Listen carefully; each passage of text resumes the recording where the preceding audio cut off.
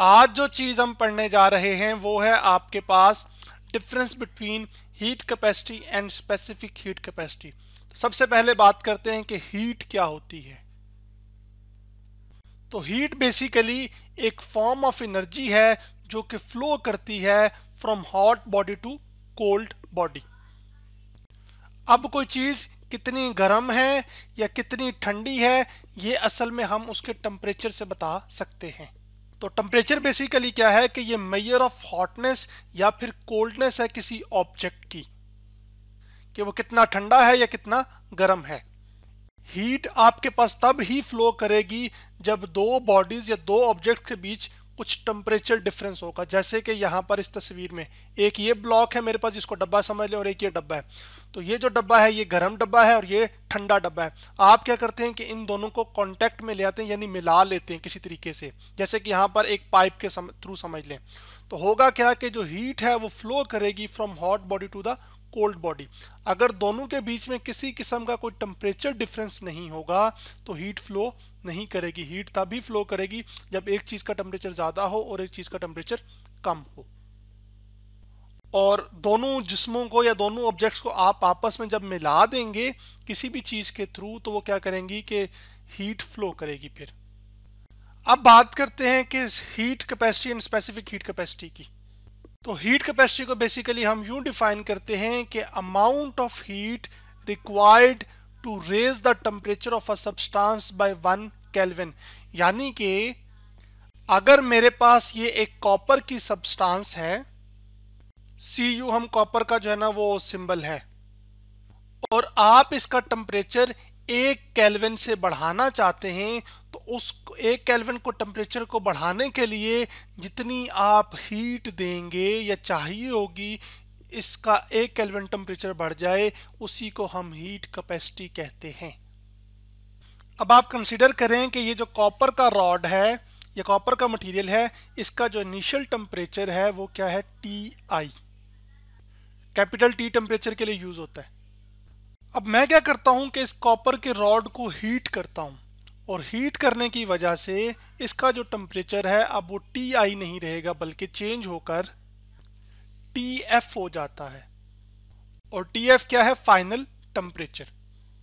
यानी कि टेम्परेचर में तब्दीली आ रही है किससे, हीट के देने से। तो फिर मैं यहां से यूं कह सकता हूं कि अमाउंट ऑफ हीट जो मैं सप्लाई कर रहा हूं is proportional to change in temperature. जो टेम्परेचर में तब्दीली आ रही है किसकी, कॉपर के रॉड की में जो तब्दीली आ रही है टेम्परेचर के अंदर। अभी जो अमाउंट ऑफ हीट होती है इसको हम डिनोट करते हैं सिंबल Q के साथ, और वो प्रोपोर्शनल है किसके, चेंज इन टेम्परेचर के साथ, डेल्टा T। डेल्टा T का मतलब है चेंज इन टेम्परेचर, और चेंज इन टेम्परेचर बेसिकली किसके इक्वल है, final temperature minus initial temperature. तो change in temperature equal to Tf minus Ti। यानी कि जितना चेंज इन टेम्परेचर ज्यादा होगा उसका मतलब होगा कि आपको जो हीट सप्लाई करनी पड़ेगी वो भी उतनी ही ज्यादा होगी, और जितना टेम्परेचर में चेंज कम होगा उतनी जो हीट सप्लाई हो रही है वो भी क्या होगी, वो कम होगी। हीट कैपेसिटी के सिनेरियो में क्या है कि आपने इतनी एनर्जी देनी है कि जो टेम्परेचर है वो सिर्फ 1 केल्विन बढ़ सके, यानी कि 20 से 21 केल्विन हो जाए, फॉर एग्जांपल 25 से 26 केल्विन हो जाए। अब जब हम इस प्रोपोर्शनैलिटी को खत्म करते हैं तो हमारे पास एक इक्वल आ जाएगा, इक्वल आ जाएगा यहाँ पर, और साथ कांस्टेंट कैपिटल C आ जाएगा जो कि हीट कैपेसिटी है असल में, और साथ डेल्टा T। तो ये बात मैं आपके लिख भी लेता हूं कि जो कैपिटल C है वो क्या है, हीट कैपेसिटी है किसकी, सब्सटेंस की। हमारे पास यहाँ पे सब्सटेंस क्या है, वो कॉपर है। अब ये डेल्टा T इधर मल्टीप्लाई हो रहा है, उधर जाके क्या हो जाएगा, डिवाइड। तो आपके पास आ जाएगा Q divided by delta T equal to capital C। अब चूंकि left hand side right hand side के इक्वल है तो मैं राइट हैंड साइड को पहले लिख सकता हूं और लेफ्ट हैंड साइड को बाद, कोई फर्क नहीं पड़ता। तो अरेंज करके मैं यूं लिख सकता हूं, C is equal to Q delta T. और सी को मैंने क्या डिफाइन किया था कि कितनी हीट चाहिए होगी, जो कि हीट कैपेसिटी असल में आपने अगर उस सब्सटेंस का 1 केल्विन से टेम्परेचर बढ़ाना है तो वो असल में आपके पास हीट कैपेसिटी थी। अब बात करते हैं इसका यूनिट क्या होता है। अब Q तो हीट है ना, तो हीट क्या है, बेसिकली फॉर्म ऑफ एनर्जी है, और जो फॉर्म ऑफ एनर्जी है वो बेसिकली मेजर होती है जूल के अंदर। तो वो मैं लिख देता हूं, जूल के लिए कैपिटल J यूज करते हैं हम सिंबल, जबकि जो टेम्परेचर है वो केल्विन में मेजर होता है। तो अभी इधर यहाँ पर डेल्टा की है change, delta T change in temperature है, तो टेम्परेचर भी तब्दील जब हो रहा है तो वो भी असल में किस में मेजर होता है, केल्विन के अंदर। तो आपके पास कैपिटल के आ जाएगा। जब ये नीचे से ऊपर जाएगा तो इसकी पावर क्या हो जाएगी, -1। तो हीट कैपेसिटी का यूनिट आ जाएगा जूल पर केल्विन। अब हम बात करते हैं स्पेसिफिक हीट कैपेसिटी की।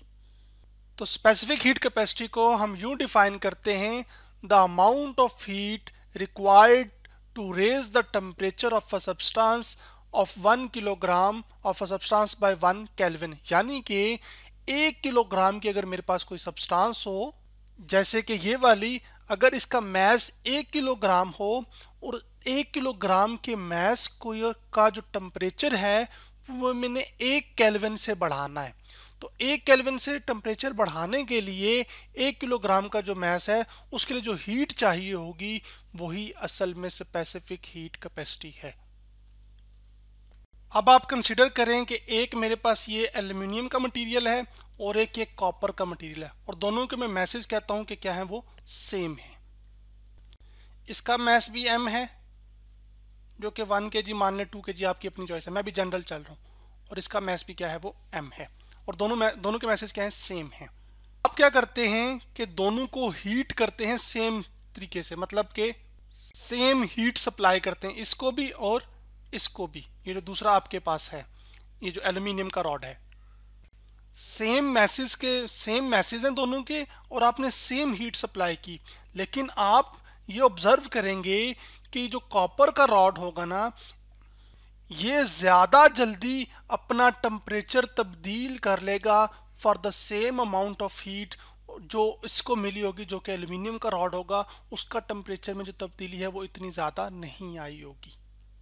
तो फिर मैं यूं कंक्लूड कर सकता हूं कि ये जो कॉपर का मटेरियल है इसकी जो स्पेसिफिक हीट कैपेसिटी है वो मुख्तलिफ है एज कंपेयर टू जो कि आपके पास एल्युमिनियम है।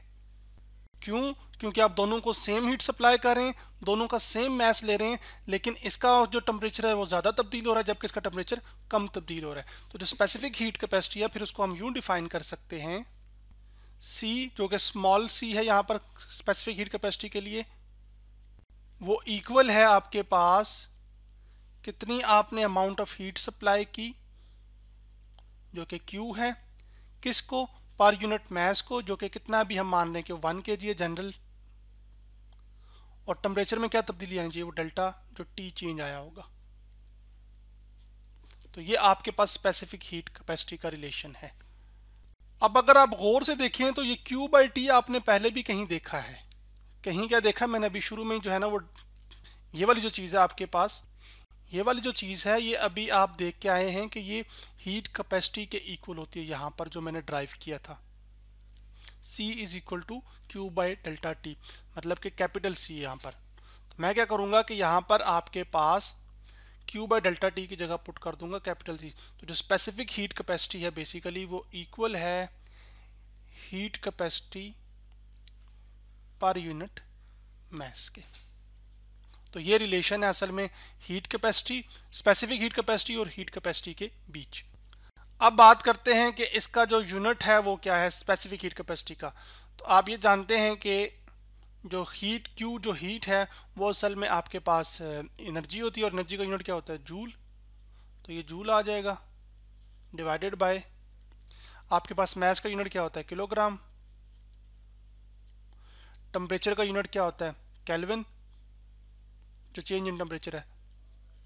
तो जब ये नीचे से ऊपर जाएंगे तो ये बन जाएंगे, ये जब किलोग्राम ऊपर जाएगा तो उसकी पावर भी -1 हो जाएगी और केल्विन की भी पावर -1 हो जाएगी। तो ये बन जाएगा जूल पर किलोग्राम पर केल्विन। इसको मैं आपके लिए इधर नीचे लिख देता हूँ, वहां पे मुकम्मल ये लिखा नहीं जा रहा, तो जूल पर किलोग्राम पर केल्विन आ जाएगा। यहाँ पर कैपिटल के और -1। स्पेसिफिक हीट कैपेसिटी के कॉन्सेप्ट को हम इस एनिमेशन से भी देख लेते हैं। ये एनिमेशन मैंने fet.colorado.edu की वेबसाइट से उठाई है, जिसमें आप देख रहे हैं कि ये नीचे स्टोव पड़े हुए हैं जिससे हीट दूंगा मैं। एक जगह पे मैंने आयरन का मटीरियल रख दिया और एक जगह वाटर का। अभी ये मैं मान रहा हूँ कि जो उनकी अमाउंट में ले रहा हूँ वो सेम है। यहाँ पर ना बीच में मैं एक थर्मामीटर प्लेस कर देता हूँ, जिससे जो है ना वो आप टेम्परेचर को क्या कर सकते हैं, मेजर कर सकते हैं। तो मैं इसको एक दफ़ा अरेंज कर देता हूँ आपके लिए। तो इनिशियली आप देख रहे हैं कि जब मैंने थर्मामीटर वाटर के अंदर रखा और आयरन के अंदर रखा तो इनके ऊपर जो रीडिंग है वो सेम ही है, टेम्परेचर यानी कि सेम है। अब मैं क्या करता हूँ कि मैं हीट को सप्लाई करता हूँ और दोनों को same amount of heat supply करूंगा। तो आप देखिएगा, अब आप ये देखेंगे कि जो आयरन है ना उसका टेम्परेचर ज़्यादा जल्दी बढ़ रहा है एज़ कम्पेयर टू इस वाटर के, जबकि यहाँ पर आप देखें तो आयरन का बहुत ज़्यादा बढ़ गया। यानी कि सेम अमाउंट ऑफ हीट मिलने पर आपके पास जो आयरन है उसका टेम्परेचर बहुत ज़्यादा इंक्रीज हो गया है, जबकि सेम अमाउंट ऑफ हीट मिलने पर जो वाटर का टेम्परेचर है वो उतना ज़्यादा तब्दील नहीं हुआ। तो फिर मैं यूं कंक्लूड कर सकता हूं कि जो आयरन की स्पेसिफिक हीट है वो कम है एज कंपेयर टू वाटर, क्योंकि वाटर बहुत सारी हीट एनर्जी को एब्जॉर्ब कर रहा है लेकिन अपने टेम्परेचर को उतना तब्दील नहीं कर रहा, जबकि जो आयरन है वो थोड़ी सी हीट मिलने पर अब जो है ना उसका टेम्परेचर क्या हो गया, वो चेंज हो गया। तो आज हमने क्या सीखा कि हमने जो difference between heat capacity and specific heat capacity के बारे में जाना।